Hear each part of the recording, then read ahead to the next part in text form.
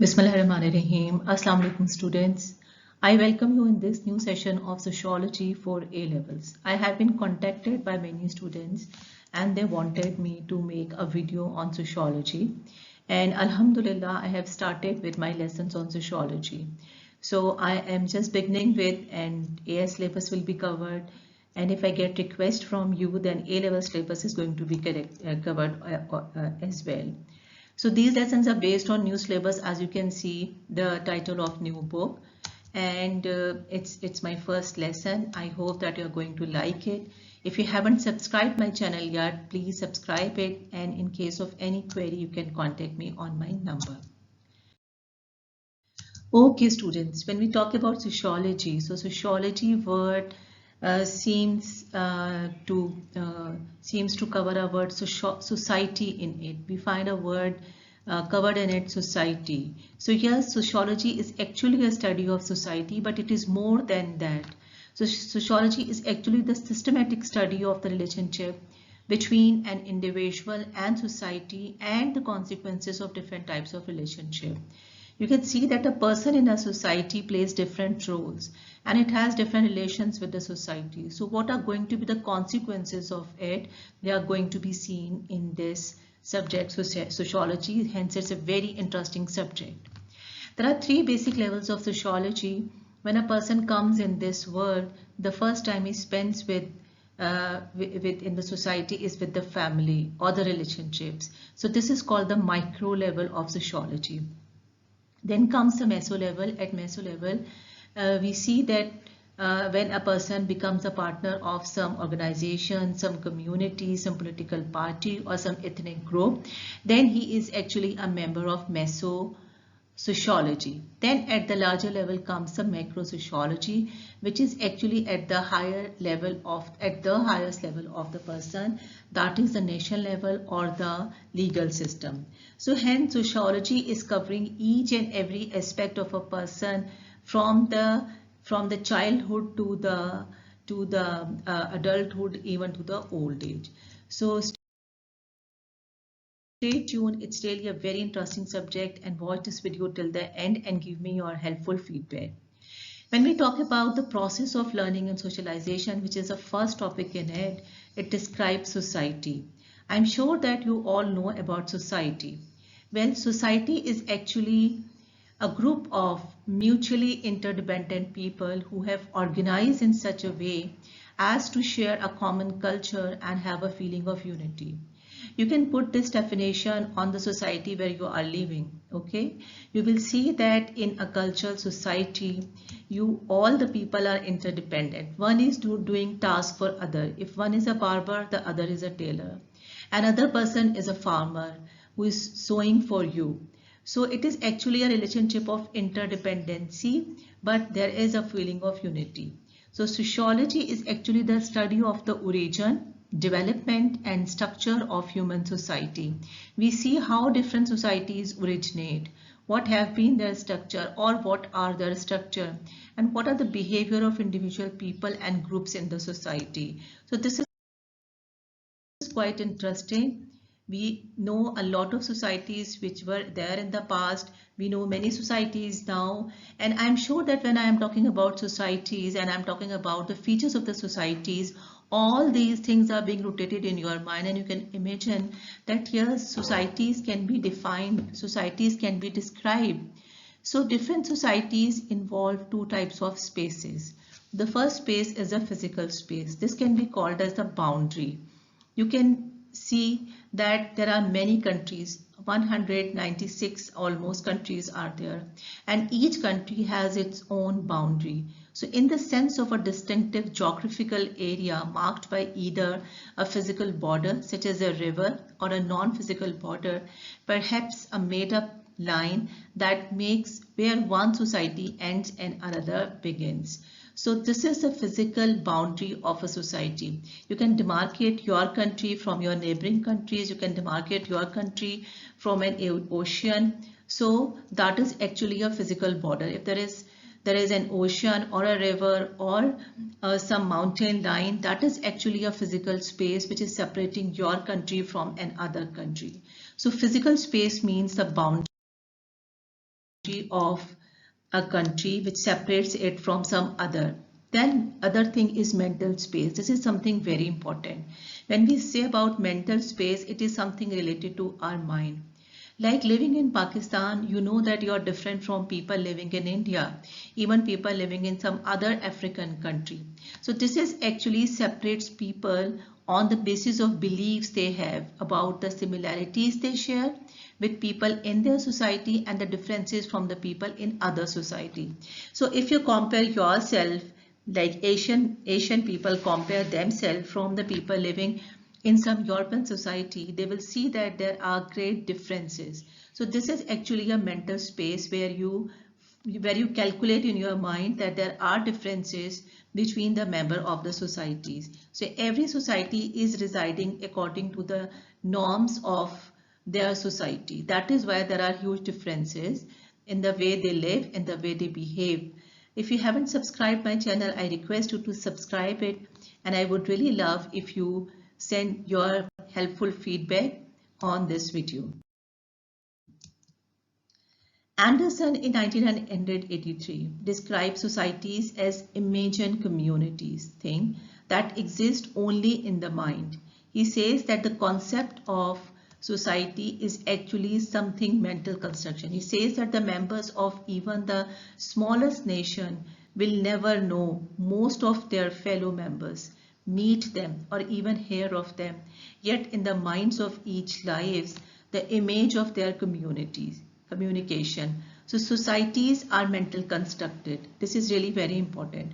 If you imagine yourself living in certain province, you realize that you are different from the people living in another province. So this is actually something based on your mental demarcation.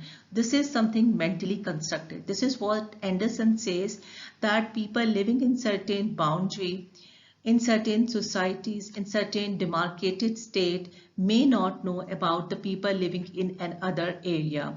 So Anderson's idea is that societies are mentally constructed. It is more of the work of mental than something physical. So based on this idea, we can say that there are geographical borders as well that set physical boundaries. We might, for example, consider that everyone born within these borders belong to a particular society. Like people living in Asia, they are regarded as Asian. At a smaller level, you may say that they are Indonesian, they are Sri Lankan, they are Iranian, they are Pakistani. So they may be known by some geographical border. They may be different by some system of government, which may involve, for example, a royal family, that can be monarchy, a parliament, and civil services. So we see that within our country, if we talk about Pakistan, we know that we have a democratic system in 3 of the provinces, but in some region of the Pakistan, there are tribal systems also running. So a society can also be separated, can also be distinguished on the basis of the system in which it is ruling. So geographical borders are one thing, then a system of government is another thing which can differentiate one society from another society. Then there can be another feature, that is a common language, custom and tradition that people share, that also forms a basis of a society.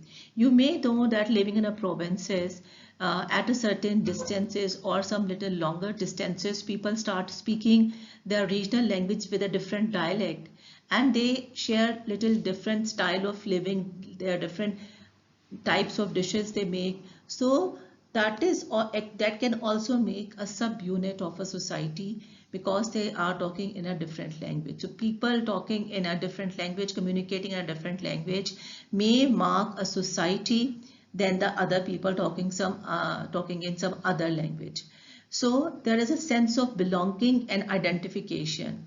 Okay, you know that being a country's nation, you may demarcate yourself from some other nation. You may see that you are differently identified.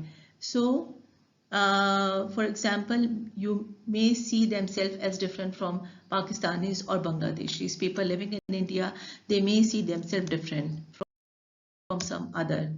So societies are mentally constructed. That is something mental construction. So therefore, their reality is socially constructed. They are mentally constructed. That these boundaries, these demarcations are in a person's mind, but actually they are physically present there. To understand how this occurs, we need to explain the concept of custom and tradition. So first we will talk about custom. Custom in Urdu is called as rivaj. So they are established and accepted cultural practices and behavior. You may relate it to your own country. You may see that in different provinces people have different custom. Their eating style, their dressing style, their living methods are different from the people living in another area.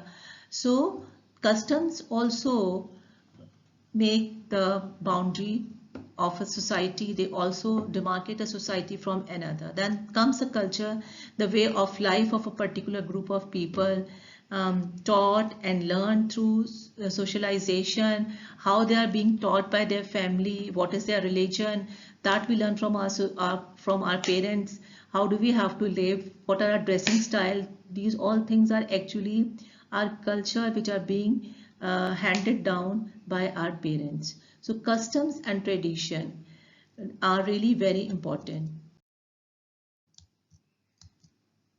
Now, culture refers to a way of life that has to be taught and learned through primary and secondary socialization. This is something very important, and this covers a major part of sociology as well.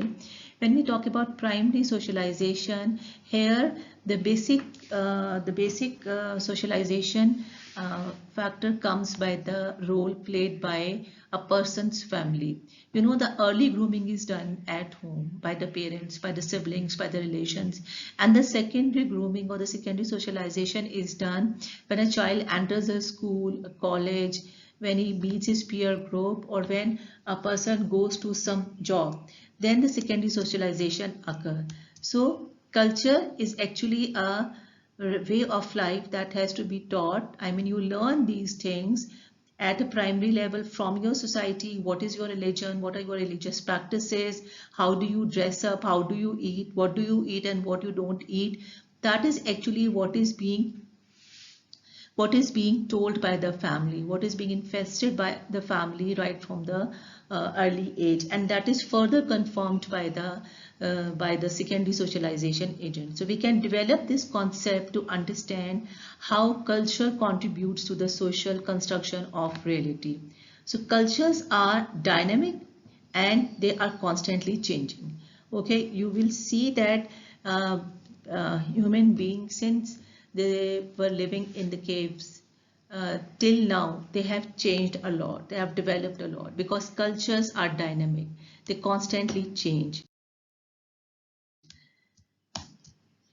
So a culture, when we talk about culture, then it has two basic parts. One is the material culture. In material culture, we talk about the physical objects. We call them artifacts, such as cars, phones, and books that the society produces and that reflect cultural knowledge, skills, and interests. You know that now when the old artifacts are being excavated, they reflect that time's people lifestyle. So do the things which we are using nowadays will reflect our lifestyle. So they are really very important. So culture is reflected by these material things as well. Okay, how people are living, what has been their dressing style, what type of houses were used by them. So all these materials are actually a way to understand culture. Then there are non-material culture. Now, what are non-material culture? They consist of the knowledge and beliefs, values by a particular culture. Here comes the religious belief, the scientific beliefs, as well as the meaning people give to the material object. Like, you know, that now we come to know that in older civilization, people had remarkable knowledge of science. By the artifacts which we could recover, we may guess that they had a lot of knowledge about maths, about geometry, and about medicine. So these all things come under non-material culture. So material culture are the physical things, are the hard things, are the hard artifacts, and non-material things are the things which reflect a society's knowledge or scientific belief. And There is another point which comes here, that regarding the material things, Merton suggests that objects such as car, houses and clothes, they function in two ways. How? One thing is that their manifest function, like a car is used to travel, a house is used for living, a cloth is used for covering the body. So this is their manifest function, which is understood, okay, for which they are made. But they also have a latent function. Latent function means that that may be hidden. For example, material object may function as a status symbol. Okay, you may guess about a person's status by looking at the way he dresses, by the model of the car he has, or by the house he is having. So this function is called a latent function, because that this material object is now showing the status of that person.